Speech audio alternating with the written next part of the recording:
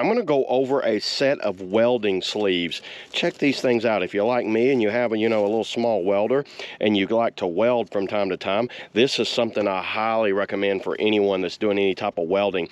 These are like what they'll do. They'll kind of slide up on your arm, and it gives you this leather type material here. So when sparks or any type of like flame might come up, it's going to protect the outside of your arm there. So, you can go on the inside or outside. There's several ways of wearing these. And Velcro outside liner right there, very nicely stitched in there. These things feel pretty premium. Looking over them here, they feel premium, and I think they'll work great. I don't have my welder set up right now, but I do want to show y'all how these things look when you put them on.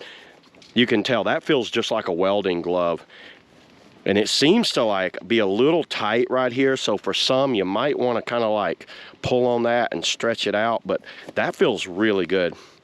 I'm going to be using these every time I weld. I do have welding gloves, but you ever get like a spark will go up and hit your arm? It'll either burn through your coat or burn your arm there. This is something I highly recommend for any welder out there. So yeah, there it is, everybody. That's all I got on the, the welding sleeves. See y'all in the next video.